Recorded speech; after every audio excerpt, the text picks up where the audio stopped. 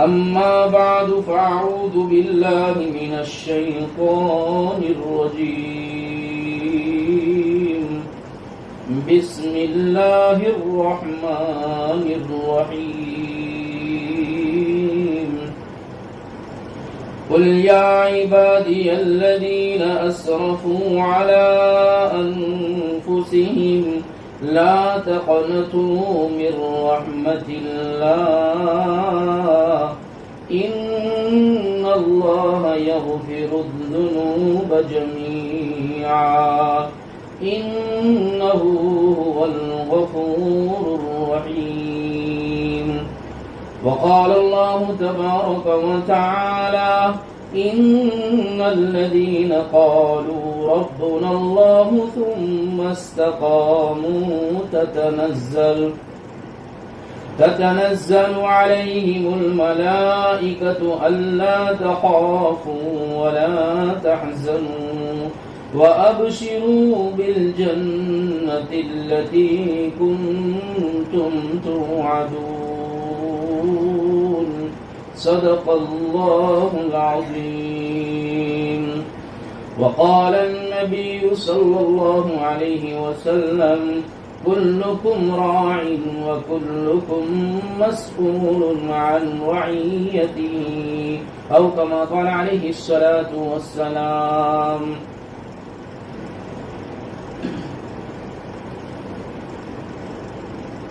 اللہ جل جلالہ ومن والہ اس سے پیار اور محبت کی نظر سے دیکھتے ہیں، اسے دین کی سمجھ عطا فرماتے ہیں. دین کی باتوں کو کہنے سننے کے لیے جمع ہو جانا یہ اس بات کی دلیل ہے کہ اللہ ہم کو چاہتا ہے، اللہ ہمیں نوازنا چاہتا ہے، اس کی نظر کرم ہے، اسی لیے اس نے ہمیں یہاں بلایا.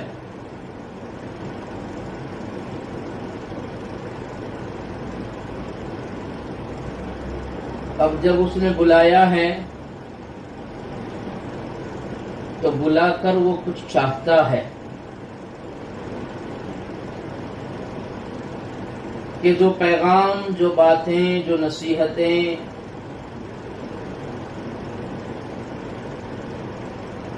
کہیں سنی جائیں اسے اپنی زندگی میں عملی جامہ پہنایا جائے، اس لیے کہ عمل مقصود ہے. یہ کہنا سننا اسی لیے ہے کہ جو بات بار بار کہی جاتی ہے وہ دلوں میں بیٹھ جاتی ہے. اذا تقرر فی القلب، جس بات کا تکرار ہوا کرتا ہے، جس بات کو بار بار بولا جاتا ہے، سنا جاتا ہے، کہا جاتا ہے، تو وہ بات دل میں گھر کر جاتی ہے، دل میں اتر جاتی ہے. اور جو بات دل میں اترتی ہے وہ عمل پر کھڑا کرتی ہے. عمل کی توفیق مل جائے تو سمجھ لیں کہ جو پند و نصائح ہوئی، جو دین کی باتیں کہیں سنی گئی، واحد کی وحدانیت، ایک کی یکتائی، رب کی ربوبیت، الہ کی الوہیت، سمد کی سمدیت سنی گئی، کہی گئی، وہ دل میں اتری، اسی لیے عمل کی توفیق ہوئی. اور دل میں تب اترتی ہے جب دل کے کانوں سے سنا جاتا ہے. وہ لطیفہ جو کتابوں میں درج کیا گیا،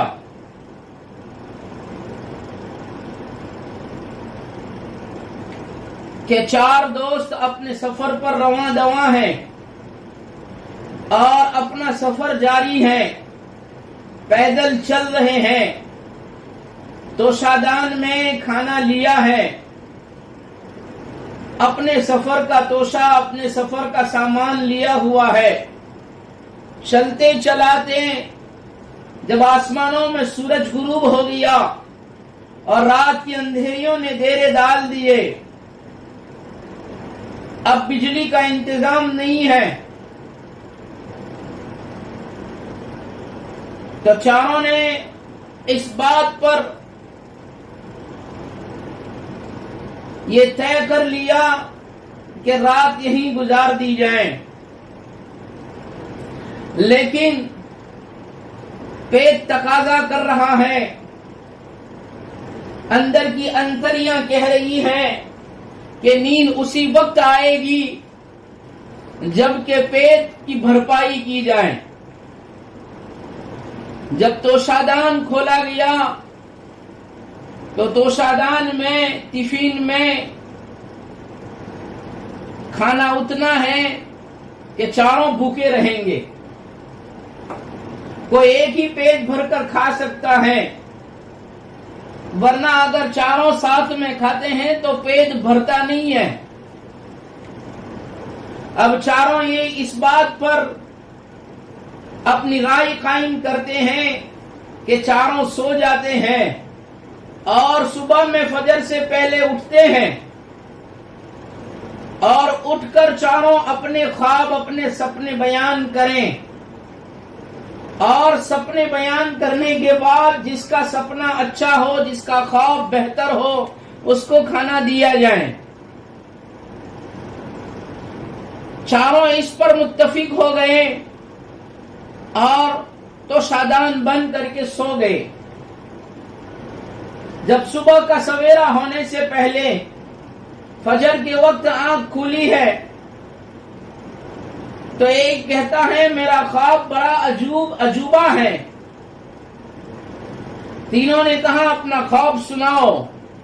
اس نے خواب سناتے ہوئے کہا میں نے سپنے میں خواب میں پہلا آسمان دیکھا، میں پہلے آسمان پر گیا، میں نے پہلے آسمان پر یہ دیکھا، وہ دیکھا، چنا دیکھا، چنی دیکھی، یہ سارا اس نے اپنا خواب سنایا۔ کہنے لگا لوگ دیکھتے ہیں زمین پر رہ کر زمین کے خواب اور سپنے دیکھتے ہیں، ہم نے زمین پر رہ کر آسمان کا سپنا دیکھا، اس لیے ہمیں کھانا ملنا چاہیے۔ تو دوسرا کہنے لگا ہمارا بھی تو خواب سنو۔ دوسرے نے اپنا خواب بیان کرتے ہوئے کہا ہم نے بھی خواب دیکھا اور ہم نے خواب میں دیکھا کہ ہم چوتھے آسمان پر تھے، ہم نے چوتھے آسمان پر بڑی عجیب عجیب باتیں دیکھی ہیں، بڑی عجیب عجیب مناظر دیکھے ہیں، اس لیے ہمارا خواب ان کے خواب سے اچھا ہے۔ اب تیسرا کہنے لگا ہمارا بھی خواب سن لیجئے، ہم نے بھی تو خواب دیکھا ہے۔ تیسرا اپنے خواب بیان کرتے ہوئے کہہ رہا ہے ہم نے سپنا دیکھا کہ ہم 7ویں آسمان پر تھے اور ہم نے 7ویں آسمان پر عرش و کرسی دیکھی، ہم نے یہ دیکھا، وہ دیکھا، جنت دیکھی، جہنم دیکھی، سارے مناظر دیکھے ہیں، اس لیے ہمارا خواب ان دو سے اچھا ہے، کھانا ہمیں ملنا چاہیے۔ اب چوتھا خاموش تھا۔ اب تینوں نے کہا تو نے کوئی خواب دیکھا نہیں ہے؟ تو وہ رونے لگا۔ تو انہوں نے رونے کا سبب پوچھا اور کہا ہم تجھے خواب پوچھ رہے ہیں اور تو رو رہا ہے۔ تو اس نے کہا ہمارا خواب بڑا بھیانک ہے، ہمارا خواب بڑا ہی خطرناک ہے، سنانے کی ہمت نہیں ہوتی ہے۔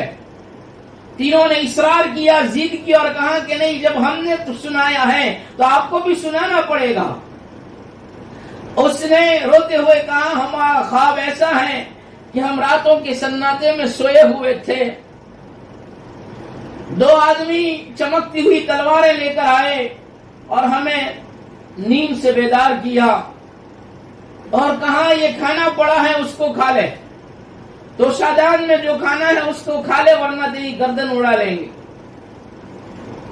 ہم مجبور تھے تلوار کی چمک کو دیکھ کر، اس کی تیزی کو دیکھ کر ہم نے وہ کھانا کھا لیا۔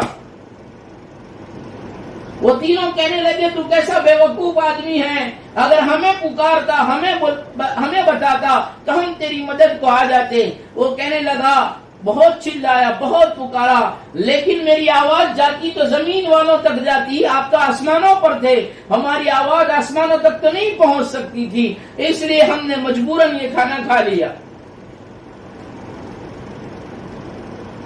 پھر کتابوں میں لکھا کہ یہ چوتھا آدمی جو بیان کر رہا تھا اس نے حقیقت میں وہ کھانا کھا لیا تھا، اس لیے کہ وہ تینوں سو گئے تھے، یہ جاگتا تھا، اور یہ تینوں کو سلا کر یہ چوتھا کھا گیا جاگتے میں۔ اس سے پتا چلا کہ جب بھی کوئی بات سنی جائے تو جاگ کر بیداری کی حالت میں سنی جائیں، جب جاگ کر بیداری کی حالت میں کانوں کو اور آنکھوں کو متوجہ رکھیں گے تو آنکھ کی مواجہت اور اس آنکھ کی بصارت یہ کانوں کی سماعت کے ذریعے سے دلوں کی بصیرت تک جاتی ہے۔ اس لیے آنکھ، کان اور دل کا بڑا گہرا تعلق ہے۔ جو آدمی کوئی بات کرتے کرتے سو جاتا ہے یا کوئی بات سنتے سنتے سو جاتا ہے تو اگر کہنے والا سو جائے تو غلط کہہ دے گا، سننے والا اگر سوتے سوتے سنے گا تو غلط سنے گا، اور غلط سن کر وہ اس کو روایت کرے گا، غلط سن کر وہ دوسروں کو پہنچائے گا تو غلط بات کا پیغام پہنچے گا۔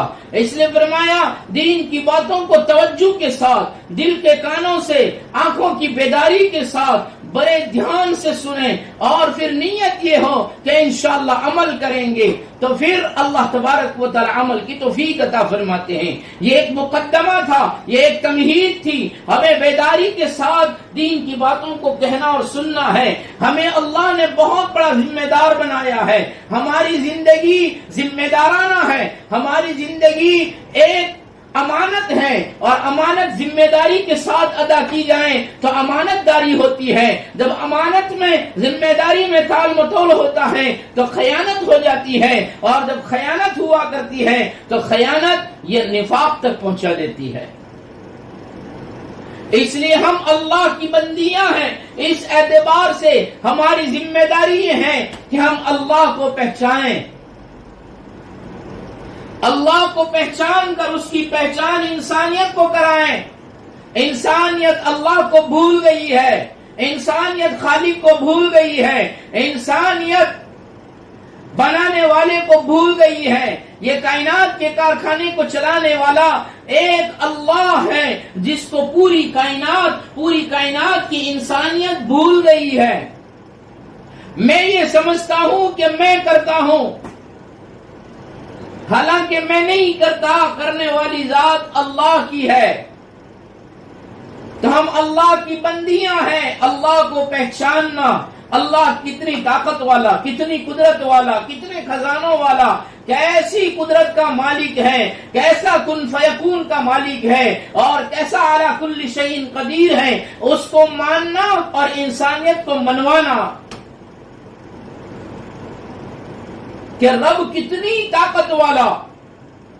وَإِنَّ لَكُمْ فِي الْأَنْعَامِ لَعِبْرَةً نُسْقِيكُم مِّمَّا فِي بُطُونِهِ مِن بَيْنِ فَرْثٍ وَدَمٍ لَبَنًا خَالِصًا سَائِغًا لِلشَّارِبِينَ۔ اللہ قرآن میں فرماتا ہے، اور میری بندی ذرا سوچنا، میرا تعارف حاصل کرنا چاہتی ہے، مجھے پہچاننا چاہتی ہے، میری ربوبیت کو دیکھنا چاہتی ہے، میری یکتائی کو دیکھنا چاہتی ہے، اور میرا یقین اتارنا چاہتی ہے، دل کے قبلے کو صحیح کرنا چاہتی ہے، تو او میری بندی تیرے آنگن میں، تیرے کتے میں، تیری استبل میں، تیرے بارے میں بندھی جانے والی ایک بھینس کو دیکھ لے، ایک بکری کو دیکھ لے، تجھے میں مل جاؤں گا، میری ذات کا یقین تجھے مل جائے گا، میرے ساتھ کا تعلق تجھے مل جائے گا، میرے ساتھ کا ربط تجھے مل جائے گا، کہیں دور جانے کی ضرورت نہیں ہے۔ رب کو پہچاننا ہے تو ذرا بھینس کو دیکھ لے کہ کالی کلوتی ہے، بڑے بڑے سنگ ہے، لمبی دونگ ہے، لیکن اس کے تھن میں سے، آنچڑ میں سے نکلنے والا دودھ سفید ہے۔ اللہ قرآن میں کہتا ہے کہ جب بھینس کو دوہا جاتا ہے، دودھ نکالا جاتا ہے، اندر سے نکلنے والا دودھ سفید ہے، حالانکہ اس کا تھن تو کالا ہے، اس کی رنگت تو سیاہ ہے۔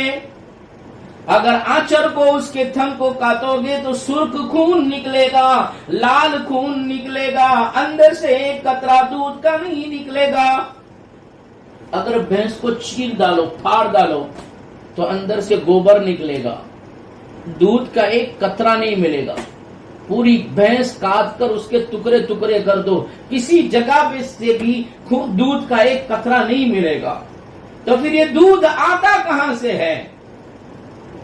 وقت پر جب بھینس کے دہنے کا وقت ہوتا ہے تو وہ آنچر میں اور تھن میں دودھ اترتا ہے، وہ تھنوں کے ذریعے سے برتن میں پتیلی میں آتا ہے۔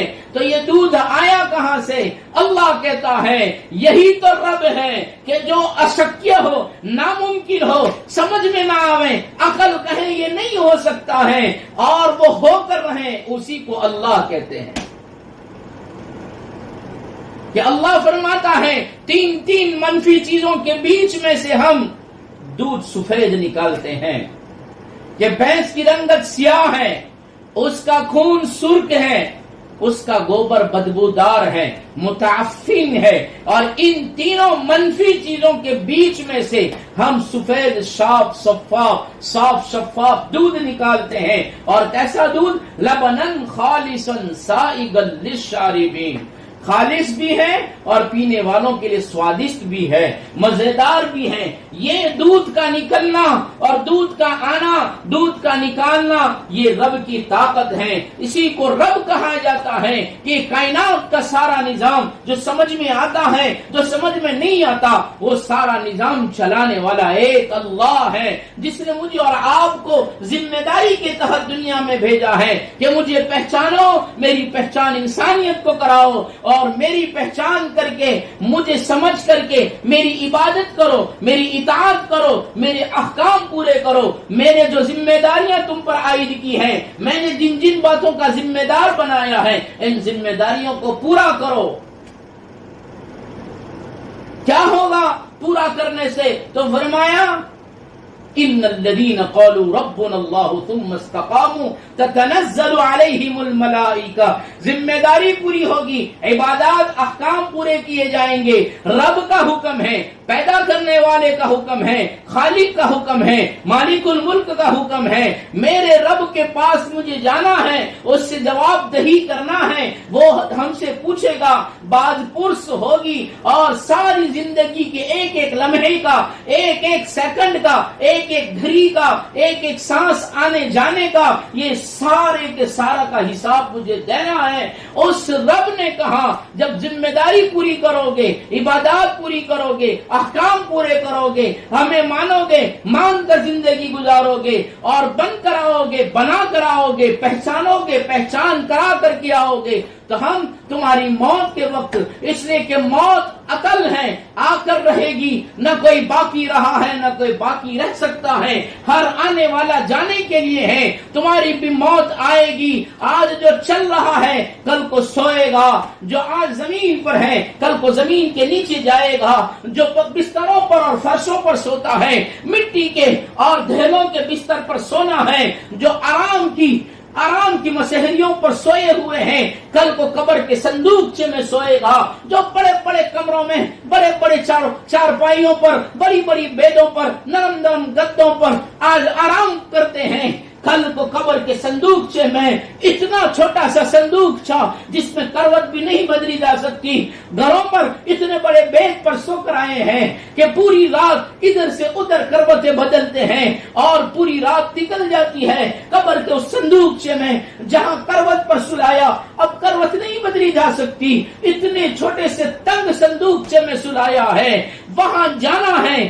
تو اس وقت کے آنے پر جب کہ ملک الموت آئیں گے، موت کی گھڑی آئے گی، وقت آئے گا موت کا، تو کہا جائے گا ان الذین قالوا ربنا اللہ ثم استقاموا، رب کو پہچانا اور پہچان کر اس پر استقامت کے ساتھ جم کر ڈٹ کر رہے، ہر حال میں اس کو پہچانا اور اس کے حکموں کو پورا کیا، ہر حال میں، جون سا بھی موسم ہو، جون سی بھی گھڑی ہو، جون سا بھی دن ہو، جون سا بھی وقت ہو، تقریب ہو، شادی ہو، بیاہ ہو، کہیں بھی گئے ہو، اللہ کا حکم ہر حال میں پورا کیا۔ تو فرمایا ہم فرشتوں کو بھیجیں گے، ایک نہیں آئے گا 500 بھیجیں گے، اور 500 آنے والے فرشتے ہاتھوں میں گلدستے لے کر آئیں گے۔ ارے بیاہ شادیوں میں ایک دلہے کے ہاتھ میں ایک گلدستہ دیکھ کر پوری دنیا دیکھنے والے جتنے بھی تقریب میں گئے ہیں دیکھ کر کہتے ہیں کتنا اچھا گلدستہ، کتنا اچھا لگتا ہے، ہاتھ سج گیا، دلہا سج گیا، دلہن سج گئی۔ او ایمان والی، او اللہ کی بندی، او میری پیاری ماں، او میری پیاری بہن، او میری بیٹی، کیا کہا قرآن کہتا ہے جب تیری زندگی سنورے گی، ارے دلہے کی طرح تو ایمان کے ساتھ، تو ایمانداری کے ساتھ، تو دینی کلچر میں، تو محمدی کلچر میں جب سنور جائے گی، تیری زندگی سنور جائے گی، تو محمدی کلچر کی دلہن بنے گی، تو محمدی دین کی دلہن بنے گی، تو فرمایا ہم تیرے لیے جنت سے گلدستے بھیجیں گے، ایک ایک گلدستہ ایسا جو تصور میں نہیں آ سکتا، آنکھوں نے دیکھا نہیں، کانوں نے سنا نہیں ہے، ایسے گلدستے اللہ بھیجے گا۔ ابھی تو دنیا میں ہے، موت کا وقت آیا ہے، کلمے کی گھڑیاں ہیں، تلقین کی جا رہی ہے کلمے کی، ابھی تو دنیا سے پرواز نہیں ہوئے ہیں، قبر کے صندوقچے میں نہیں گئے ہیں، ابھی جنت نہیں دیکھی۔ ہاں اس سے پہلے رب استقبال میں بھیجے گا کہ آجا آجا، موت سے مت گھبرا، اللہ تخافو۔ قبر کی منزل کے بارے میں گھبرانا نہیں، قبر کے صندوق کے بارے میں ڈرنے کی ضرورت نہیں ہے۔ دیکھ ہم تیرے استقبال میں، تیرے گھر میں، تیری چارپائی پر، تیری چارپائی کے ارد گرد جہاں تیرے سب کچھ بیٹھے ہیں، تیرے رشتہ دار بیٹھے ہیں، تیری آل اولاد بیٹھی ہے، ارے اس کے بیچ میں ہم نے ہمارے فرشتے بھیج دیے ہیں، گلدستے لے کر بھیجے ہیں، تو ہماری جنت کی دلہن ہے، جنت تیرے لیے انتظار میں ہے، آجا آجا، تیرے استقبال میں ہم نے بھیجے ہیں فرشتے، ہاتھوں میں گلدستے ہیں۔ اب دنیا کے چھوٹنے پر غم نہ کر، دنیا کے رشتہ داروں کے چھوٹنے پر غم نہ کر، تو ہماری تھی اور ہم نے تیرے استقبال کا انتظام کر دیا ہے۔ اللہ تخاف ولا تحزنوا، یہ دو پروانے نہیں، آگے کا پروانہ دیا ہو، ابشروا بالجنہ، خوش ہو جا، خوش ہو جا، کیسی خوش ہو جا، ایسی خوش ہو جا کہ تیرے لیے ہم نے جنت کو آراستہ کر دیا ہے۔ وابشروا بالجنہ، جنت جس کا تجھ سے وعدہ کیا گیا تھا، کنتم توعدون، کہ تجھے بیانوں میں، تقریروں میں، محفلوں میں، مجلسوں میں دین کی باتیں سنانے کے لیے بلایا تھا، تو دوپہر کی چلچلاتی دھوپ میں گرمی برداشت کر کے، نیند کی قربانی دے کر، آرام چھوڑ کر، سارے کام کاج کو چھوڑ کر تو نے ہمارے لیے وقت نکالا تھا نا، تو نے ہمارے لیے وقت نکالا، ہمارے دین کے لیے وقت نکالا، تو نے بات سنی اور تو نے بشارت سنی تھی قرآن کی آیت کے حوالے سے، تجھے سنایا گیا تھا کہ تو رب کو جان کر استقامت کے ساتھ اللہ کے احکام کو پورا کرے گی، تو ہم تجھ سے وعدہ کرتے ہیں، آج ہم تجھ سے وعدہ پورا کر رہے ہیں، کنتم توعدون، جس کا وعدہ کیا تھا اس جنت کی ہم تجھے خوشخبری دینے کے لیے فرشتے بھیجتے ہیں۔ اب آجا، تیری قبر جنت کا باغ ہے، تو نے دنیا میں بہت بڑا مکان دیکھا، بہت بڑا مکان دیکھا، کتنا بڑا کہ تیرے گھر کا کمرہ 10x12، 15x12، 15x30، تو نے جتنا بڑا دیکھا ہو، ارے ہم تیرے لیے جنت قبر کو اتنا بڑا کر دیں گے، اتنا بڑا کر دیں گے، جہاں تک تیری نگاہ جائے ہم تیرے لیے جنت کو باغ، قبر کو باغ بنا دیں گے۔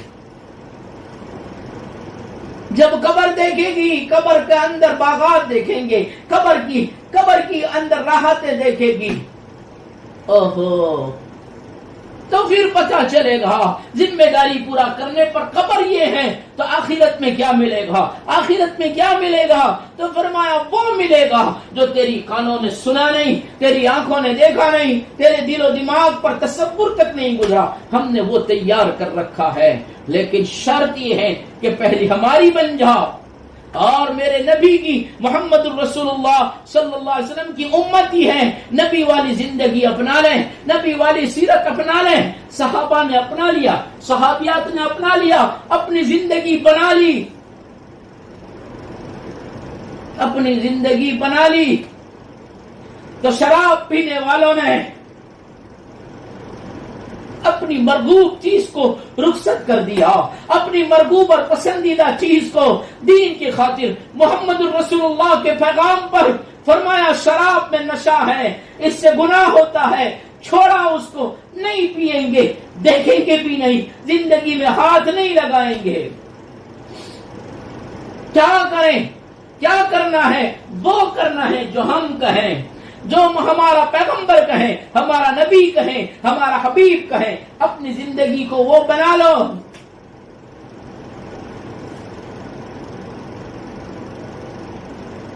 جن کی زندگیوں کو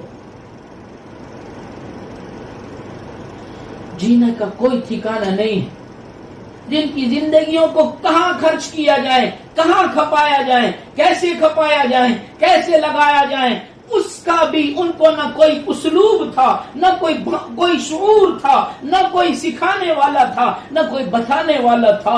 ایک جانور سے بھی بدتر زندگیاں گزر رہی تھی، نہ مرد میں تمیز، نہ عورت میں تمیز، نہ ماں میں تمیز، نہ بیٹی میں تمیز۔ ایک واہیانہ زندگی گزر رہی تھی اور ایک حیوانیت کے ساتھ زندگی گزر رہی تھی، لیکن بتانے والے رہبر نے، بتانے والے نبی نے کامل اکمل طریقے سے رہبری کی اور بتایا، ارے تم کون ہو، تم کیوں آئے ہو، تمہارا مقام کیا ہے۔ جب اس بات کو سمجھا ہے تو پھر اپنی زندگی کی ڈگر کو بدلا، اپنی زندگی میں بدلاؤ پیدا کیا، ہدایت کے چراغ بن گئے، ہدایت کی ایسے چراغ بنے کہ فرما دیا ایک کو بھی پکڑ لو منزل پر پہنچ جاؤ گے۔ کیسی عجیب زندگیاں، ہم کس مہینے سے گزر رہے ہیں، کن دنوں سے گزر رہے ہیں، کس حالت میں گزر رہے ہیں۔ حضرت اسامہ بن زید رضی اللہ عنہ فرماتے ہیں نبی کریم صلی اللہ علیہ وسلم نے فرمایا شعبان شہری ورمضان شہر اللہ، شعبان میرا مہینہ ہے، شعبان میرا مہینہ ہے۔ کس کا؟ نبی کا مہینہ ہے۔ اس کی عظمتوں کا کیا پوچھنا جس مہینے کو نبی کہے میرا مہینہ ہے۔ اس مہینے کی تعظیم، اس مہینے کی عظمت، اس مہینے کی اہمیت، اس مہینے کی قدر کر لی تو سمجھو نبی کی قدر کی ہم نے۔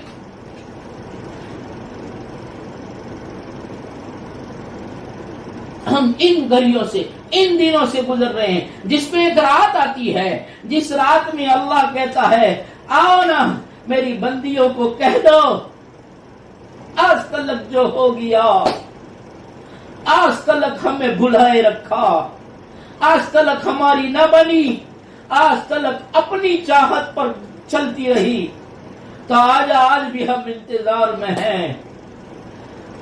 پھر یہ نہ کہنا کہ مہلت نہ ملی، پھر یہ نہ کہنا کہ موقع نہ دیا، پھر یہ نہ کہنا کہ ہمیں چانس ہی نہ دیا۔ پھر سے ہم تجھے چانس دے رہے ہیں، پھر سے ہم تجھے موقع دے رہے ہیں اپنی زندگی بدلنے کا۔ بہت ہو گیا، ہماری من کی چاہتوں نے ہمیں دکھی کر دیا، ہمارے من کے چونچلوں نے نظام میں تبدیلیاں کر دی، ہماری من کی چاہتوں نے انقلابات پیدا کر دیے، زمین و آسمان کے تیور بدل گئے۔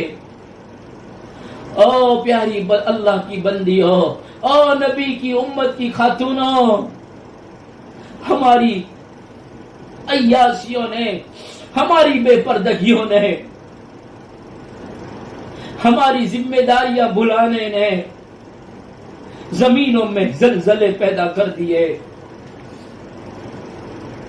ہماری طغیانیوں نے سمندروں میں طغیانیاں پیدا کر دی، ہماری سرکشیوں نے ہواؤں کو سرکش بنا دیا، نظام سرکش بن گیا۔ کیوں ہوا؟ حکومت سرکش بن گئی. کیوں؟ جس ذمہ داری کے ساتھ کلمے والی کو بھیجا تھا، جس ذمہ داری کے ساتھ نبی نے خون بہا کر امت کو ذمہ داری دی تھی، امت نے اس ذمہ داری کو بھلا کر اپنی چاہتوں کو ذمہ دار سمجھ لیا، اپنی من کی چاہتوں کو اپنی ذمہ داریاں سمجھی، اور اس ذمہ داریوں کو پورا کرنے کے نتیجے میں رب روٹھ دیا، اور رب روٹھ گیا تو حالات میں انقلاب پیدا ہو گیا. کتنی ماؤں کی گودیں اجڑ گئی. ذرا حالات تو سنو، حالات کو دیکھو. جب زلزلوں میں عمارتیں گری ہے، ان عمارتوں میں دبنے والی ماؤں کی چیخیں سنو. ان عمارتوں کے بیچ میں دب کر جان دینے جن کی سانسیں اکھڑی ہے، اور بچے یتیم ہوئے ہیں، عورتوں کے سہاگ اجڑے ہیں، اور بیوگی کے دبے لگے ہیں. ذرا ان سے پوچھو نا، ان کا تصور دل میں پیدا کرو کہ کیا گزری ہوگی، کیوں ایسا ہوا. بے پردگی نے اور یانیت نے، من کی چاہتوں نے ہمیں اللہ سے دور کر دیا، نبی سے دور کر دیا، نبی والی زندگی سے دور کر دیا. پھر بھی آج بھی اللہ کہتا ہے قُلْ يَا عِبَادِيَ الَّذِينَ أَسْرَفُوا عَلَىٰ أَنفُسِهِمْ لَا تَقْنَطُوا مِن رَحْمَةِ اللَّهِ. میری بندیوں کو کہہ دیجئے نا، دوپہر کی چلچلاتی دھوپ میں میری محبت میں آنے والی میری بندیوں کو ذرا سنا دیجئے نا. آپ تو سننے آ گئی، ہماری ان بندیوں کو بھی سنا دیجئے نا جن کے پاس وقت نہیں ہے، ذرا ان کو بتا دیجئے نا. آ جاؤ، آج بھی اللہ انتظار کرتا ہے. اللہ آج بھی کہتا ہے منگل کی رات آ جائے. منگل کی رات میں ہم شب برات کہتے ہیں، چھٹکارے کی رات دیتے ہیں، ہم عبادت کی رات دیتے ہیں، مانگنے کی رات دیتے ہیں، منوانے کی رات دیتے ہیں، راضی کرنے کی رات دیتے ہیں، ہمارے در پر آنے کی رات دیتے ہیں، اور دامن پسارنے کی رات دیتے ہیں. ارے تمہارے آنسو بہانے کی دیر ہے، تمہاری معافی مانگنے کی دیر ہے، اور تمہاری نیتیں کرنے کی دیر ہے. ہم سارے گناہوں پر معافی کا قلم پھیر دیں گے. آج بھی اللہ کہتا ہے ابھی بھی چانس ہے.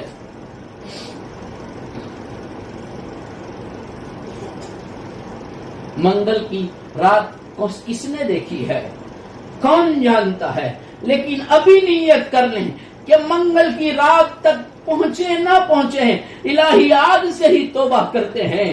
آج تک جو ہو گیا ہم معافی مانگتے ہیں، اب تیرے بنیں گے، تیرے نبی کے بنیں گے. پھر دیکھو اللہ کہاں سے کہاں تک پہنچاتا ہے. امام عبد القادر جیلانی رحمت اللہ علیہ پیرانے پیر سپنا دیکھا، خواب دیکھا، اور خواب میں شعبان کا مہینہ دیکھا. شعبان کے مہینے کی تعویل دیکھی کہ شعبان کا مہینہ کیوں کہتے ہیں. شعبان کے مہینے کو شعبان کا مہینہ کیوں کہتے ہیں.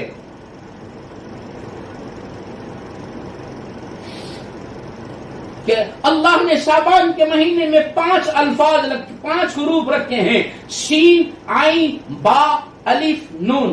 5 حرف رکھے ہیں.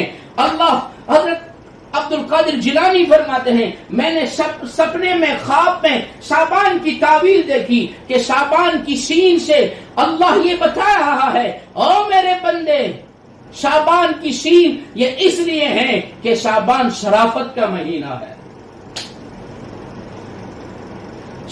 شعبان کی عین سے علویت کا مہینہ ہے، یعنی یہ بلندیوں کا مہینہ ہے. اللہ اس میں انسان کو بلند کرتا ہے. شرافت کا مہینہ، بلندی کا مہینہ. پھر اس کے بعد با آتا ہے، فرمایا یہ بیر کا مہینہ. بیر کہتے ہیں نیکی کرنے کا مہینہ. اس مہینے میں نیکی کرو، رمضان تک پہنچنے کی، رمضان کی پریکٹس کرو، رمضان کی مشق کرو، نیکیاں ابھی سے شروع کر دو، نیکیاں کرنا شروع کر دو، اور بیر کرو گے، نیکیاں کرو گے. پھر चौथा हर्फ आता है अलिफ आता है। फरमाया शराफत भी हो गई, बुलंदी भी हो गई, नेकी भी हो गई, और फिर फरमाया उल्फत पैदा करो। मोहब्बत का महीना है। आज अगर दुश्मनियां हुई है, तोड़ हुए हैं, झगड़े हुए हैं, आज उल्फत पैदा कर लो, मोहब्बत पैदा कर लो, सारी रंजीदगियों को छोड़ दो और सबके साथ सुधार कर लो, सुलह कर लो, और सुलह करके आ जाओ हमारे दरबार में, आओ हमारे पास। तो फिर क्या करेंगे? हम तुम्हारे दिल को नूर ईमानी से मुनव्वर कर देंगे। कि शाबान का आखिरी लफ्ज नून है, आखिरी हर्फ नून है। ये 4 काम करोगे तुम, तो 5वां काम हम करेंगे, तुम्हारे दिल को नूर ईमानी से मुनव्वर कर देंगे। हम इसीलिए जमा हुए हैं कि हम इसी महीने से, आज ही से शुरू कर दें, गुनाहों की माफी मांगें, तौबा करें अल्लाह से। अल्लाह तौबा कबूल करने वाला है, जो 100 के कातिल को माफ कर देता है। वो रब मुझे आपको नहीं माफ करेगा। 100 का कत्ल करने वाला तो अभी तौबा की नीयत करके निकला है कि नेक लोगों की बस्ती में जाऊं, माहौल का असर होता है। ये बुरे माहौल से निकलकर अच्छे माहौल में जाऊं। चलते चलाते बीच रास्ते में मुद्दत पूरी हो गई, जिंदगी खत्म हो गई, मौत का फरिश्ता आ गया, मर गया। ओहो, जिंदगियां सारी कत्ल करने में, गुनाह करने में गुजरी। अब तौबा की नीयत से निकला है, मर गया, रब ने जन्नत में पहुंचा दिया। कि नीयत की है, अभी से नीयत करो, अभी से नीयत करो कि आज तक जो हो गया बहुत हो गया, अब बस करें। अपने आप को ईमान वाली है, ईमानी आमाल में लगाएं, इबादत में लगाएं, अखलाकियात में लगाएं, माशरे पर मुआशरा नबी वाला मुआशरा बने उसके पीछे लगाएं, मामलात नबी वाले बने उसके पीछे लगाएं। ये सारे शौबे हैं, उन शौबों को दीन वाला बनाएं, मोहम्मदी बनाएं, फिर देखें अल्लाह कहां से कहां पहुंचाता है। जिनको कुछ नहीं आता था, अल्लाह ने उनको सहाबिया बना दिया। सहाबियात की फहरिस्त को देखें तो क्या मंजर है। एक औरत की दास्तान सुनाऊं मैं, एक सहाबिया की, जिसको उम्मे हकीम कहा जाता है। हजरत उम्मे हकीम रज़ी अल्लाह तआला अन्हा इकरमा की बीवी है, अबू जहल का बेटा है। अबू जहल पावरफुल दुश्मन है, जिसके लिए मेरे नबी ने फरमाया मेरी उम्मत का फिरौन है, और मूसा के जमाने के फिरौन से बड़ा मेरी उम्मत का फिरौन है। उसका बेटा इकरमा है। जब मक्का फतह हो गया, नबी मक्का में दाखिल हो गए, इकरमा भाग गए, उम्मे हकीम ईमान ले आई है। उम्मे हकीम ईमान लाकर नबी से अपने शोहर की अमान मांगकर अपने शोहर को तलाश करने निकली। शोहर को देखा कश्ती में बैठकर जा रहा है, और कपड़ा अपने शोहर को बुला रही है, और कपड़े को फिजाओं में लहराया, और फिजाओं में लहराकर अपने शोहर को आवाज देकर कह रही है, ओ इकरमा वापस आ जा। इकरमा कहता नहीं आ सकता, आज खैर नहीं है, कहां आ जा। अरे मैं उस नबी की रहमतें देख कर आई हूं, आजा। इकरमा को वापस बुलाया। इकरमा कह रहा है, अरे तू नहीं जानती हमने उनको कितना सताया है, तू नहीं जानती मैंने मेरे बाप के साथ मिलकर उनको क्या क्या तकलीफें दी है। इंसान सब कुछ भूल जाता है, तकलीफ नहीं भूला करता, इसलिए तूने रहम देखा होगा, लेकिन हमारे बारे में रहम नहीं करेंगे। तो इकरमा की बीवी उम्मे हकीम कहती है, आजा, मैं जिम्मेदार बनती हूँ, आजा। नहीं करेंगे। अरे मैंने उनको देखा, तूने करीब से देखा होगा, लेकिन मैंने जो देखा है तूने नहीं देखा है। कौन कहती है? औरत कहती है। ये दावत दे रही है, आजा आजा। अरे उसके पास वो मिलेगा जो कहीं नहीं मिलता। अरे आजा, उसके पास वो मिलेगा जो तेरी दुनिया भी संवार देगा, तेरी आखिरत भी बना देगा। एक औरत अपने शोहर को पैगाम दे रही है, इकरमा को लेकर आई, या रसूल अल्लाह मेरा शोहर आ गया है, बाहें फैला दी। किसके लिए? जिसने पत्थर मारा था। किसके लिए? जिसने आखिरी दम तक यही सोचा कि कैसे खत्म किया जाए। उसका बेटा बाहें फैला दिया, आजा आजा, तू तो मेरा चचाजाद भाई है, आजा। ओहो, इकरमा की आह निकल गई। इकरमा ने बीवी की तरफ देखा। उम्मे हकीम ने कहा, मैंने नहीं कहा था कि मैंने उसको बहुत रहमत वाला देखा है, जो इंतकाम नहीं लेता, जिसकी सिफत इंतकामियत वाली नहीं है, वो मुंतकिम नहीं है। आजा, लग जा सीने से। और सीने से लगा, सारी दुश्मनियां, सारी कदूरतें धुल गई और इकरमा कहने लगा, कलमा पढ़ा दो।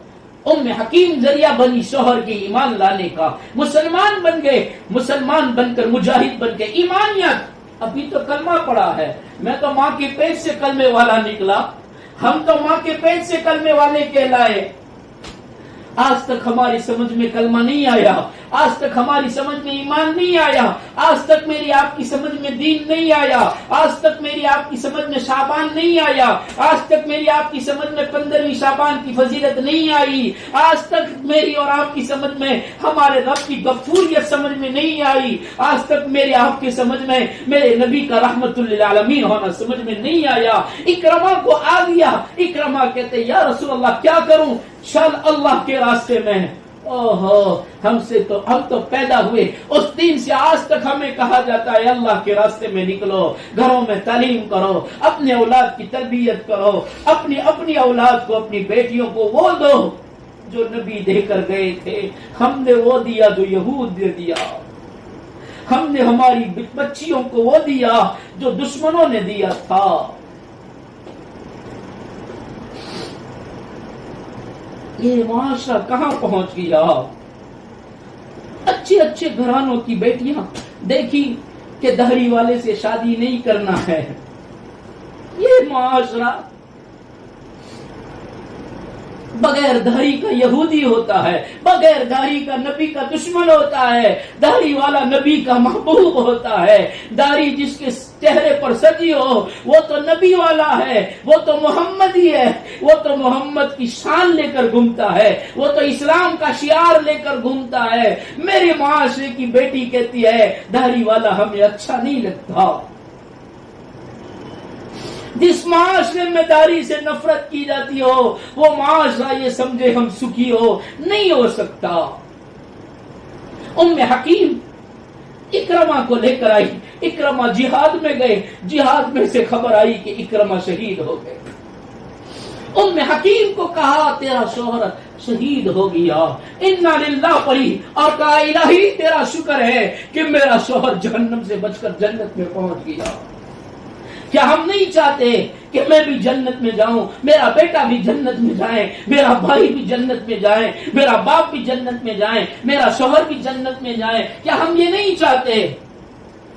यही चाहता है हर कोई कि मेरा शोहर यहाँ भी सुखी रहे, वहां भी सुखी रहे। तो आओ आओ उम्मे हकीम की तरह अपने शोहरों को अल्लाह के रास्ते में भेजो। तलवारों के साए में नहीं जाना है, चंद दिनों की कुर्बानी देना है। उसके लिए बार बार आवाज लगाई जाती है कि अपने आप को भी अपने महरम के साथ लगाओ और अपने घर वाले मर्दों की जमात में अल्लाह के रास्ते में भेजो। इकरमा को भेजा, शहीद हो गए, अल्लाह का शुक्र अदा किया। फिर दूसरा मारिका आया, दूसरे मारिके में उम्मे हकीम खुद गई है।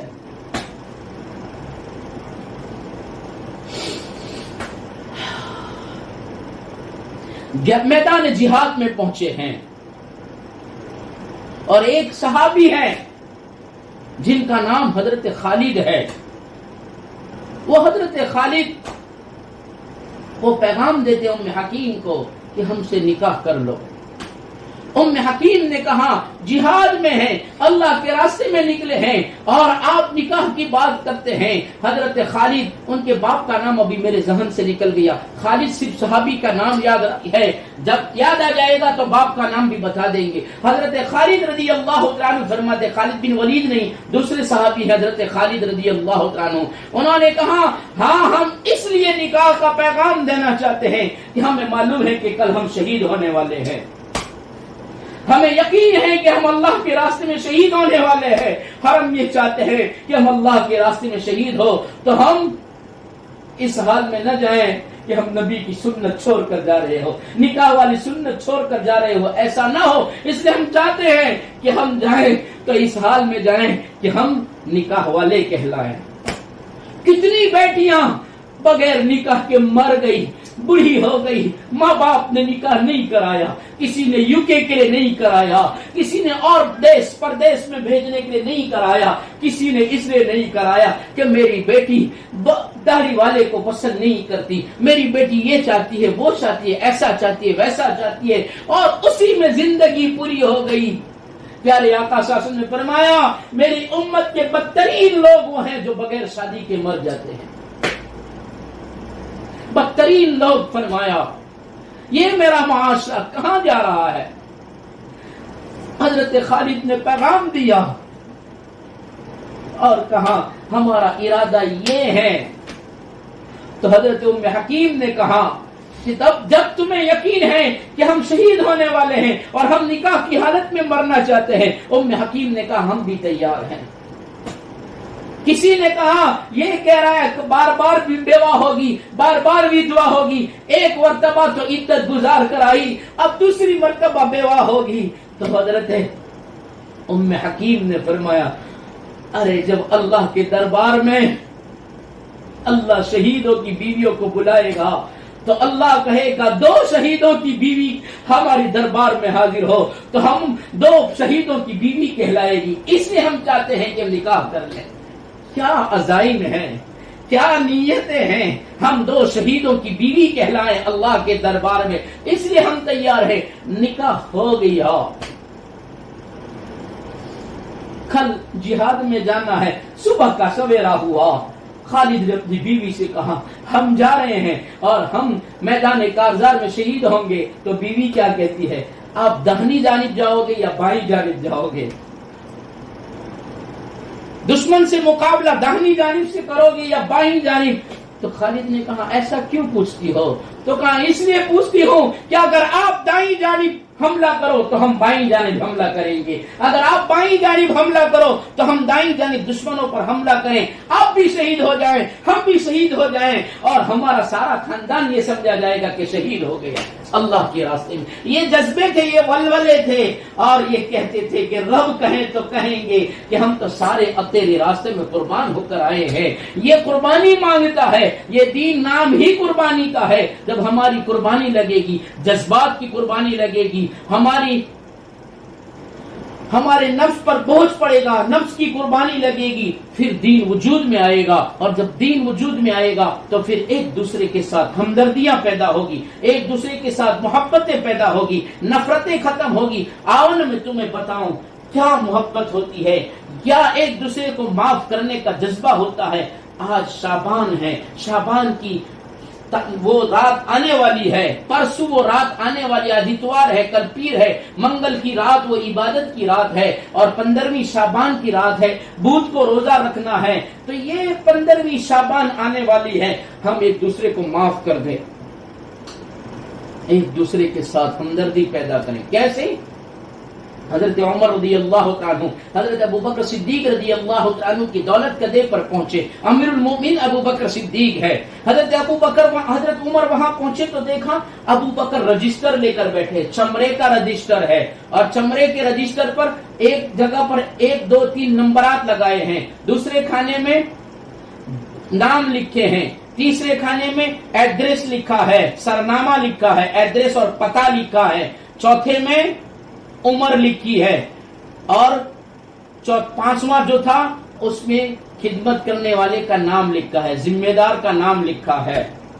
ابو بکر کے پاس جب حضرت عمر نے کہا ذرا ہمیں بھی دیکھنے دیجیے، حضرت ابو بکر نے وہ رجسٹر حضرت عمر کے ہاتھ میں تھمایا، حضرت عمر نے رجسٹر کو دیکھا، 1 2 3 4 نمبر لکھے ہیں، پھر اس میں نام لکھا ہے کہ مدینہ میں جتنی بیوائیں ہیں، مدینہ میں جتنی معذورین ہیں، مدینہ میں جتنے یتیم ہیں، مدینہ میں جو کمزور ہیں، سب کے نام لکھے ہیں، ان کا سرنامہ اور پتہ لکھا ہوا ہے، اور ان کی عمریں بھی لکھی ہے، اور پھر اس کا ذمہ دار بھی لکھا ہے۔ حضرت عمر کہتے ہیں میں دیکھتے دیکھتے ایک جگہ پر پہنچا جہاں ذمہ دار کا نام نہیں لکھا تھا، عورت کا نام تھا، اس کا سرنامہ اور پتہ بھی تھا، اور اس کی عمر 80 سال لکھی تھی، اس عورت کی عمر 80 سال لکھی تھی، اور آگے کا جو کھانا تھا وہ بالکل خالی تھا، اس میں نام نہیں لکھا تھا۔ حضرت عمر کہتے ہم نے نیت کر لی کہ اس کی ذمہ داری ہم لیتے ہیں، نام نہیں لکھا حضرت عمر نے کہ میرا نام لکھ لو یا خود لکھ لیا ہو، بس واپس کر دیا، اور نیت کر لی کہ ان 80 سال کی بوڑھی ماں کی خدمت میں کروں گا، ان کی ذمہ داری میں پوری کروں گا۔ حضرت عمر نے حوالے کر دیا، وہ سرنامہ جو دیکھا تھا، وہ پتہ دیکھا تھا، اس پتے پر مدینہ سے باہر رہتی تھی، مدینہ سے تھوڑی دوری پر وہ عورت رہتی تھی، وہ مائی رہتی تھی، سواری نہیں ہے، چلتے جانا ہے۔ حضرت عمر فرماتے ہیں میں نے فجر کی نماز پڑھی، فجر کی نماز پڑھ کے میں اشراق پڑھنے نہیں رہا، اس لیے کہ اشراق سے بہتر اس کی خدمت تھی، اشراق پڑھنے سے زیادہ ثواب اس کی خدمت کرنے پر ثواب تھا۔ میں نکلا فجر پڑھ کے، چلتے چلاتے اس گھر تک پہنچا جس کا پتہ میں نے پڑھا تھا، اس پتے پر جا کر میں نے دیکھا ایک چھوٹا سا جھونپڑا جس کا دروازہ بند ہے، میں نے دروازے پر دستک دی، نوک کیا، اندر سے کمزور آواز آئی من دق الباب، دروازہ کون کھٹکھٹاتا ہے؟ حضرت عمر کہتے ہم نے نام لے کر کہا ہم عمر آئے ہیں، وہ 80 سال کی بوڑھی جس کی کمر بھی جھک گئی تھی، چھوٹے چھوٹے قدموں کے ساتھ دروازے تک آئی اور دروازہ کھول کر پردے میں ہو گئی۔ 80 سال کی بوڑھی ماں پردہ کرتی ہے اور میرے معاشرے کی جوان بیٹی بازار کا کھلونا بنی ہے۔ قصور ماں باپ کا ہے، قصور میرا آپ کا ہے۔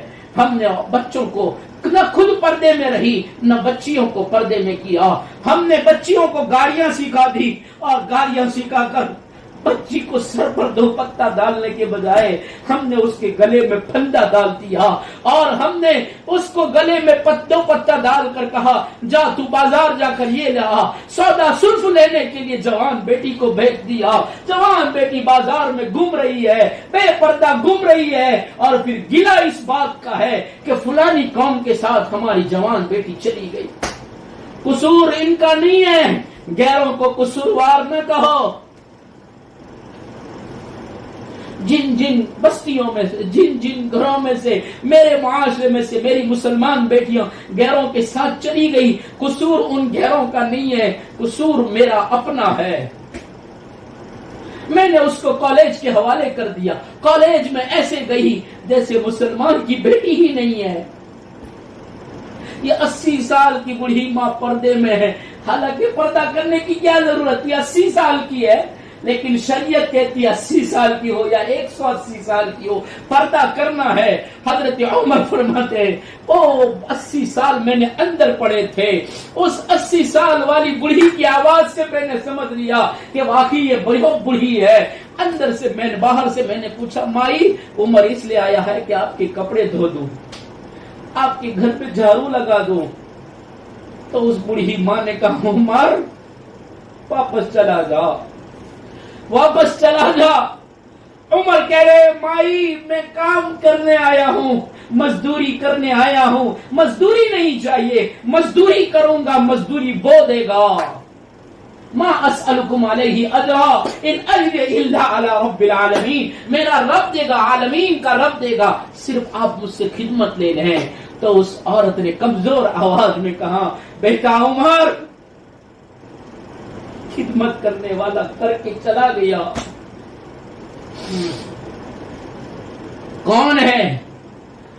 بوڑھی ماں کہتی نہیں جانتی، وہ آتا ہے پردے میں ہو جاتی ہوں، وہ صفائی کر کے چلا جاتا ہے، نام تو پوچھا ہوگا، ہم نے کبھی اس سے بات نہ کی، اس نے ہم سے کبھی بات نہیں کی. وہ اپنے کام سے کام رکھتا ہے، کام کر کے سارا ہو جاتا ہے تو ہمیں یہ کہہ کر جاتا ہے مائی کام ہو گیا، ہم جاتے ہیں، بس میں دروازہ بند کر دیتی ہوں، وہ چلا جاتا ہے. حضرت عمر فرماتے ہیں میں دوسرے دن فجر کی نماز سے پہلے گیا، دوسرے دن فجر کی نماز سے پہلے جا کر پھر دستک دی. اس بوڑھی ماں نے پھر دروازہ پوچھا، پھر دروازہ کھولا. عمر میں نے کہا بیٹا کام کرنے والا کام کر کے چلا گیا، ذمہ دار ذمہ داری پوری کر کے چلا گیا. ہم نے ذمہ داریاں چھوڑ دی، ہم ذمہ دار گھر کے ذمہ دار بن کر ذمہ داریاں چھوڑ دی. گھر کے نہ ذمہ دار رہے، نہ رب کے ذمہ دار رہے، نہ گھر کے افراد کے ذمہ دار رہے. کس بات کے ذمہ دار ہو گئے؟ تو فرمایا نفس کے چونچلوں کے ذمہ دار ہو گئے. فرمایا مجھے واپس کر دیا. جب تیسرے دن تہجد کے وقت گیا تو اس بوڑھی ماں نے مجھے بہت ڈانٹا. عمر ابن خطاب کہتے ہیں تیسرے دن جب میں تہجد میں، یعنی ہمارے حساب سے 3-4 بجے میں تہجد کے وقت گیا، اس بوڑھی ماں کو نیند سے اٹھنا پڑا اور پھر دروازہ، اندھیری رات ہے، چراغ جلایا، پوچھا کون؟ تو کہا عمر آیا ہے. اس نے دروازہ کھول کر مجھے جھڑک دیا اور کہا کتنی مرتبہ کہا یہاں مت آیا کر، یہاں خدمت کرنے والا کر جاتا ہے، تو کیوں بار بار آتا ہے؟ اب میری دروازے پر مت آنا. کیا عجیب روایت لکھی ہے، اب میرے دروازے پر مت آنا، ہمیں نہیں ضرورت ہے، تجھ سے کام نہیں کرانا ہے. عمر کہتے ہیں وہ 80 سال کی بوڑھی ماں ضعیفی میں جب مجھ پر غصے ہو گئی، میں عمر سن رہا تھا. یہ وہ عمر ہے جو کبھی کسی کی آواز تیز نہیں سنا کرتا تھا، لیکن اسلام نے، ایمان نے ذمہ داری سکھائی، خدمت سکھائی، محبت سکھائی. تو بوڑھی ماں کی دانت دپت کو سن رہے ہیں، پیار سے سن رہے ہیں. کہاں مائی میں جاتا ہوں، بس دروازہ بند ہو گیا. چوتھے دن میں عشاء کی نماز پڑھ کے گھر نہیں گیا، اسی ماں کے دروازے پر گیا اور میں نے دروازے پر نوک نہیں کی. ماں کی گھر کی مدینہ سے باہر تھا. کون روزانہ ایسا چل کر جاتے ہیں؟ اس ماں کی دروازے کی اور جھونپڑی کے سامنے ایک درخت تھا، اس درخت کی آڑ میں بیٹھ گیا. کافی دیر گزری، ایک دم میں نے دیکھا کوئی دبے دبے پاؤں آیا اور دبے دبے پاؤں آ کر اس نے دروازے پر نوک دی. اندر سے پوچھا کون؟ خادم آیا ہے. ابو بکر نہیں کہا، خادم آیا ہے. دروازہ کھول دیا گیا. عمر کہتے ہیں میں دیکھ رہا تھا چراغ جل رہا ہے اور میں اس روشنی سے دیکھ رہا تھا. امیر المؤمنین تھے، خلیفۃ المسلمین ابو بکر تھے. عمر کہتے ہیں میں نے ابو بکر کے نورانی چہرے کو دیکھ کر میں نے دیکھ لیا ابو بکر ہیں. میں دیکھ رہا تھا کپڑے دھو رہا، رات کے سناٹے میں ابو بکر کپڑے دھو رہا ہے. میں میرا رومال نہیں دھو سکتا، میں میری ٹوپی نہیں دھو سکتا. ابو بکر کپڑے دھوئے، برتن مانج رہا ہے. عمر کہتے میں دیکھ رہا تھا ابو بکر کا نرم نرم ہاتھ برتن پر گھوم رہے ہیں، برتن کو صاف کر رہے ہیں، پانی ڈال رہا ہے، کنویں میں سے پانی نکالتا ہے. کون ہے؟ امیر المؤمنین ہے، ساروں کا بادشاہ بنا ہے اور وہ دھو رہا ہے. دھونے کے بعد رات کے سناٹے میں کھانا بناتا ہے. کھانا خود بناتا. کھانا بنانے کے بعد اس نے کھانا رکھ دیا اور کہا کھانا بن گیا ہے. کھانا چھوڑ دیا، سارے کام ہو گئے. جب دروازہ بند ہو گیا تو میں نے آواز دی امیر المؤمنین. میری آواز سن کر امیر المؤمنین نے کہا عمر کیا کرتے ہو؟ حضرت عمر فرماتے ہیں میں اللہ کی قسم کھا کر کہتا ہوں عمر جنت میں نہیں جا سکتا جب تک ابو بکر جنت میں نہ جائے. ابو بکر جب تک جنت میں نہ جائے عمر جنت میں نہیں جا سکتا. عمر تیرا، ابو بکر تیرا مقابلہ کوئی نہیں کر سکتا. تیرے اندر خدمت کا وہ جذبہ، تیرے اندر پیار محبت کا وہ جذبہ، تیرے اندر ایک دوسرے کے ساتھ مل جل کر رہنے کا وہ جذبہ. آج ہم گھر میں ایک دوسرے سے پیار سے نہیں رہتے. بہو ساس کی خدمت کرنے کو تیار نہیں ہے، بیٹی ماں کی خدمت کرنے کو تیار نہیں ہے. یہ کیا معاشرہ ہے؟ ایک گھر میں الگ الگ چولہے جل رہے ہیں. کون سا معاشرہ ہے یہ؟ نبی نے یہ نہیں سکھایا. اگر نبی یہی سکھاتا تو ابو بکر وہاں تک نہ جاتا, ابو بکر خدمت نہ کرتا. دونوں واپس آ رہے ہیں, ابو بکر عمر. تھوڑا چلنے کے بعد ابو بکر کے پاؤں کو دیکھا عمر نے, تو حضرت عمر نے کہا امیر المؤمنین, میں نے آپ کو کبھی بغیر جوتے کے نہیں دیکھا, آپ جوتے کیوں نہیں پہنے ہیں؟ کیوں جوتے نہیں ہیں؟ کیوں جوتے نہیں پہنے؟ ابو بکر نے کہا رہنے دو, یہ میرے اور میرے رب کا معاملہ ہے. عمر نے کہا نہیں ہٹوں گا جب تک جواب نہیں ملے گا. آپ نے جوتے کیوں نہیں پہنے؟ کیا بات ہے, کیوں جوتے نہیں پہنے؟ آپ کو اللہ کی قسم آپ کو بتانا ہوگا کیوں نہیں پہنے. ابو بکر کی آنکھوں میں سے آنسو ٹپکنے لگے, اور آنسوؤں کی برسات میں ابو بکر نے کہا عمر تو نے مجھے مجبور کر دیا. سن, جوتے تو ہیں, جوتے اس لیے نہیں پہنے کہ یہ اس محلے میں جب بھی آتا ہوں بغیر جوتے کے آتا ہوں. پوچھا کیوں؟ کہا اس بوڑھی ماں کے آس پاس جتنے بھی لوگ رہتے ہیں وہ سارے یہودی ہیں, سارے یہودی ہیں, اور یہودی لوگ بہت جلدی سو جاتے ہیں. آج بھی دیکھو غیر لوگ, یہودی لوگ بہت جلدی رات کو سو جاتے ہیں. ابو بکر کہہ رہے ہیں یہ لوگ بہت جلدی سو جاتے ہیں, اور اس زمانے میں لکڑی کے جوتے ہوا کرتے تھے, اور اس زمانے جیسے جوتے نہیں, وہ تو لکڑی کے جوتے ہوتے تھے جس کے چلنے پر ٹک ٹک کی آواز آتی ہے. ابو بکر نے کہا اگر میں جوتا پہن کر آؤں اور میرے ٹک ٹک کی آواز سے کسی یہودی کی نیند بگڑے, میرے نبی نے فرمایا ہے ایسا کام مت کرنا جس سے دوسروں کو تکلیف ہو. اگرچہ وہ یہودی ہے لیکن میرے نبی کا امتی ہے.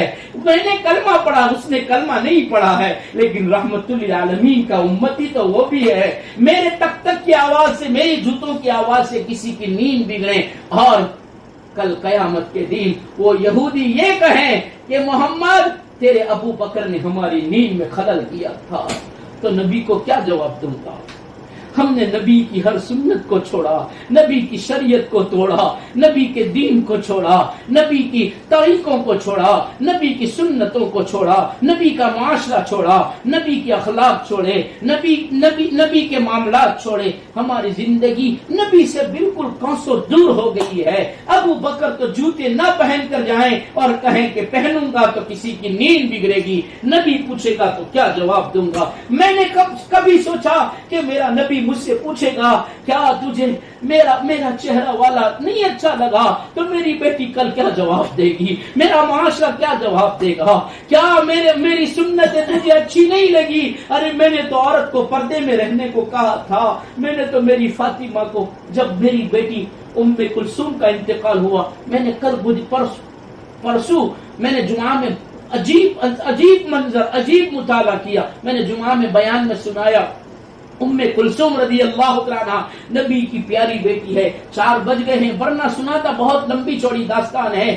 ام کلثوم نبی کریم صلی اللہ علیہ وسلم فرماتے ہیں جب صاحب ابی طالب میں ہمیں 3 سال قید رکھا گیا, میری ام کلثوم چھوٹی تھی اور فاطمہ اس سے بھی چھوٹی تھی. کھانا ختم ہو گیا, پتوں کا بھوسا بنا کر کے پھاکی کی طرح اندر منہ میں ڈال کر اس کے اوپر پانی پلا دیتے. پانی بھی ختم ہو گیا, بھوسا بھی ختم ہو گیا. زینب ماں کی پڑوس میں بیٹھی ہے, رقیہ بازو میں بیٹھی ہے, زینب ام کلثوم داہنی ران پر بیٹھی ہے, فاطمہ بائیں ران پر بیٹھی ہے. ماں چاروں کو لے کر بیٹھی ہے اور اس کے آنسو نکل رہے ہیں, اور پھر وہ مجھ سے فرما رہی ہے او میرے سرتاج, او میرے نبی, ہمارا بھوکا تو رہنا ہم سے برداشت ہے, لیکن ام کلثوم کا, فاطمہ کا رونا ہم سے دیکھا نہیں جاتا. ان بیٹیوں کا بھوکا پیاسا رہنا دیکھا نہیں جا سکتا. اس نبی نے مکہ والوں سے کہا او لوگو, او مکہ والو, تمہاری دشمنی مجھ سے ہے. تمہیں میرا پیغام اچھا نہیں لگتا, تمہیں میرا دین اچھا نہیں لگتا, تمہیں میری دعوت اچھی نہیں لگتی. ارے تمہاری دشمنی مجھ سے ہے. ان معصوموں کا کیا قصور ہے؟ پانی دے دو, کھانا دے دو, پھر بھی نہیں دیا. وہ نبی فرماتے ہیں یہ ام کلثوم جب میں نے عثمان کے ساتھ میری رقیہ کے انتقال کے بعد جب میں نے ام کلثوم کو عثمان کے حوالے کیا، عثمان کے ساتھ نکاح کرنے کی باری آئی، میری ام کلثوم تو کنواری تھی، عثمان تو شادی ایک مرتبہ شادی کیے ہوئے تھے۔ میں نے جب میری بیٹی کے پاس جا کر کہا ام کلثوم تیرا باپ یہ چاہتا ہے کہ تیرا نکاح عثمان سے کر دیا جائے، ابھی تو یہ جملے بول رہے تھے، اللہ نے جبرائیل کو بھیجا اور کہا جاؤ میرے حبیب کو کہہ دو ہم نے ام کلثوم کا عثمان سے آسمانوں میں نکاح پڑھا دیا۔ دنیا میں دو ہی عورتیں ایسی ہیں جس کا نکاح خود اللہ نے پڑھایا، ایک نبی کی بیوی حضرت زینب ہے اور دوسری حضرت نبی کریم صلی اللہ علیہ وسلم کی بیٹی ام کلثوم ہے، ان دونوں کا اللہ نے آسمانوں میں نکاح پڑھایا۔ نبی کریم صلی اللہ علیہ وسلم کی آنکھوں میں آنسو نکلے، اپنی بیٹی کو سینے سے لگایا، کون باپ ایسا ہے جو اپنی بیٹی کا بھلا نہ چاہتا ہو؟ کیا نبی نہیں چاہتے تھے کہ میری ام کلثوم کا شوہر کنوارا ہو؟ لیکن ہر باپ یہی چاہتا ہے کہ میری بیٹی کا شوہر خوب سے خوب ہو۔ اللہ کے رسول صلی اللہ علیہ وسلم نے فرمایا بیٹی تو کنواری ہے، یہ ایک مرتبہ شادی ہو گئی، تیری بہن کے بعد تیری باری آئی ہے، سن میں نے تیرے لیے ایسے شوہر کا انتظام کیا ہے جس کا چہرہ ابراہیم علیہ السلام جیسا ہے۔ حضرت عثمان کی شباہت اور چہرہ حضرت ابراہیم سے ملتا تھا، اور فرمایا بیٹی تیرے لیے میں نے ایسے شوہر کا انتظام کیا ہے اور ایسے شوہر کو پسند کیا ہے جس کی صفات اور عادت تیرے باپ جیسی ہے، کہ صفت میں محمد الرسول اللہ صلی اللہ علیہ وسلم جیسے اور چہرے میں حضرت ابراہیم جیسے، دو نبیوں کی صفتیں، دو نبیوں کی عثمان کے اندر صفتیں موجود ہے۔ حضرت ام کلثوم نے فرمایا ابا آپ جو فیصلہ کریں ہم اس پر راضی ہے۔ 6 سال تک رہی حضرت عثمان کی نکاح میں، 6 سال تک رہی۔ فرمایا زندگی میں ایک پہلا جوڑا ہے جنہوں نے 6 سال میں کبھی بھی ان کے درمیان کوئی رنجش نہیں ہوئی ہے، کبھی بھی تو میں نہیں ہوئے ہے، یہ واحد جوڑا ہے۔ ورنہ نبی اور ازواج مطہرات میں بھی کبھی کبھی کمی بیسی ہوئی ہے، کبھی کبھی اونچ نیچ ہوا ہے، لیکن یہ ایک جوڑا واحد جوڑا ہے، 6 سال میں کبھی بھی دونوں کے درمیان کوئی تو میں نہیں ہوئی ہے۔ جب ام کلثوم کا انتقال ہوا نبی رو رہے تھے، نبی کی آنکھوں میں آنسو تھے، اور نبی نے فرمایا میری بیٹی کو غسل دینے کے لیے حضرت اسماء بنت ابی بکر آئے، حضرت لیلا آئے اور میری بیٹی کو غسل دے دیں۔ بیٹی کو غسل دیا گیا، پردے کا اہتمام کیا گیا۔ آج میرے معاشرے میں تو قبرستان میں بھی اتارنے والے غیر محرم ہوتے ہیں، باہر پردہ کرتے ہیں، اندر اتارنے والے غیر محرم ہوتے ہیں۔ یہ کون سی شریعت ہے؟ ارے جب عورت کا جنازہ ہو تو شوہر کو بھی ہاتھ لگانے کی اجازت نہیں ہے، تو پھر اجنبی اتر کر جنازہ قبر میں اتارتے ہیں۔ حضرت علی سے فرمایا آ جا تیری بہن ہے، تیری سالی ہے، سالی ہونے کے ناطے تو محرم میں ہے، اتار اس کو قبر میں۔ حضرت عثمان سے نہیں فرمایا کہ اپنی بیوی کو قبر میں اتارو، حضرت ابو الفضل سے کہا، اور حضرت عباس کے بیٹے سے اور حضرت علی سے کہا ان کو قبر میں اتارو، میری بیٹی کو قبر میں اتارو، خود اترے، حضرت عثمان کو نہیں اتارا۔ اتنا پردے کا اہتمام کیا، آج اس امت نے پردے کو ہی ختم کر دیا۔ یہ ساری صفات ہمارے اندر آئیں، ہمارے اندر شعبان کی عظمتیں، رمضان کی تیاریاں عبادت کے لیے اپنے آپ کو تیار کریں، اللہ کے احکام اپنی زندگیوں میں، نبی کی سنت اپنی زندگیوں میں آ جائیں۔ بہت کچھ سنانا تھا لیکن وقت نہیں ہے، بہرحال مختصر یہ کہ یہ ساری صفات ہمارے اندر آ جائیں، اس کے لیے گھروں کی تعلیم لازمی ہے، فضائل اعمال کی تعلیم لازمی ہے، اس کو اپنے گھروں میں لازم پکڑو۔ جن گھروں میں نہیں ہو رہی ہے تو آج تلک کی کمی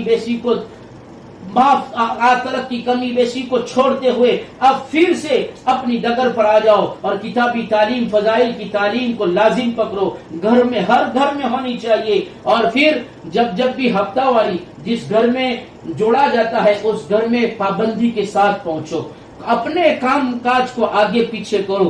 ہم نے دنیا کے لیے بہت کچھ آگے پیچھے کیا، تھوڑی دیر دین کے لیے بھی آگے پیچھے کرو۔ دنیا نے تو سب کچھ کروا کر بھی ہماری نہ ہوئی، اس کو اپنا تھوڑا وقت دو، وہ تمہاری بن جائے گی، اور ایسی بنے گی کہ قبر میں بھی ساتھ آئے گی، آخرت میں بھی ساتھ آئے گی، جنت تک پہنچا دے گی۔ اس لیے کتابی تعلیم میں جب بھی جوڑا جائے ہفتے میں جوڑیں، اور جب بھی ایسا وقت ایسا موقع ہو اور سب کو جوڑ کر جب بیان رکھا گیا ہو تو اس میں خود بھی جڑیں، اڑوس پڑوس کی عورتوں کو بھی بلا لائیں اور سب کو جوڑ کر لائیں اور دین کی بات کو سنیں اور پھر اس کو عمل میں لاویں، انشاءاللہ اس سے بہت فائدہ ہوگا۔ اور جب بھی تقاضا رکھا جائے اللہ کے راستے میں نکلنے کا تو خود بھی نکلے، مستورات کی جماعت نکلتی ہو تو اپنے محرم کے ساتھ خود بھی جائیں، مردوں کی جماعت نکلتی ہو، اپنے گھر میں بیٹا ہے جوان، اپنا بھائی ہے، شوہر ہے، باپ ہے، ان کو اللہ کے راستے میں بھیجو، انشاءاللہ ان کے بھیجنے پر ہماری دنیا آخرت اللہ بنائے گا۔ تو کریں گے انشاءاللہ، اللہ ہمیں عمل کی توفیق عطا فرمائے۔ بسم الله الرحمن الرحيم الحمد لله لك الحمد كله ولك الشكر كله بيدك الأمر كله وإليك يرجع الأمر كله اللهم لا نحصي ثناء عليك أنت كما أثنيت على نفسك يا ربي صل وسلم دائما أبدا على حبيبك خير الخلق كلهم يا أرحم الراحمين ارحمنا ويا أكرم الأكرمين أكرمنا يا ذا الجلال والإكرام يا ذا الجلال والإكرام يا ذا الجلال والإكرام نستغفر الله ربنا من كل ذنب ونتوب إليه نستغفر الله الذي لا الہ الا هو الحی القیوم ونتوب الیہ۔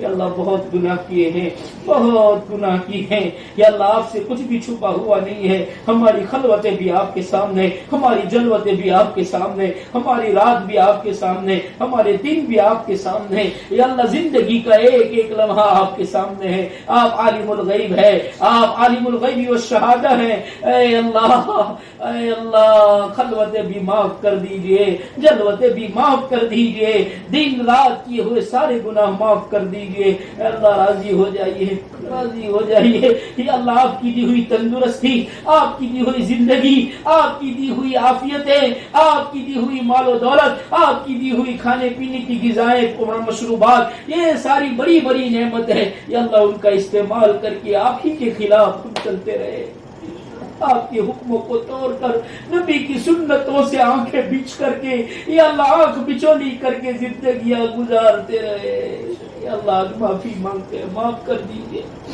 اے اللہ معظم مہینہ ہے، عظمتوں والا مہینہ ہے، مبارک مہینے کی آمد ہے، اے اللہ ہم بھی دعا کرتے ہیں اللہم بارک لنا فی شعبان وبلغنا رمضان، اے اللہ شعبان کے بچے ہوئے دینوں میں برکتیں دے دیجئے اور عافیتوں کے ساتھ رمضان تک پہنچا دیجئے، اے اللہ عبادتوں کی توفیق دے دیجئے، یا اللہ جب تک آپ کی توفیق شامل حال نہ ہو کچھ نہیں ہو سکتا، اے اللہ آپ ہمیں اپنا بنا لیجئے، یا اللہ توفیق دے دیجئے، اے اللہ گناہوں سے آپ ہی بچانے والے ہیں، بچا لیجئے، اے اللہ بچا لیجئے، نفس و شیطان کے حوالے مت کیجئے مولا، یا اللہ نفس و شیطان کی حد کندھوں سے ہماری حفاظت فرمائیے، نفس و شیطان کی حد، یا اللہ چنگول سے ہمیں چھٹکارا دے دیجئے، یا اللہ نفس و شیطان کی قید سے ہمیں چھٹکارا دے دیجئے،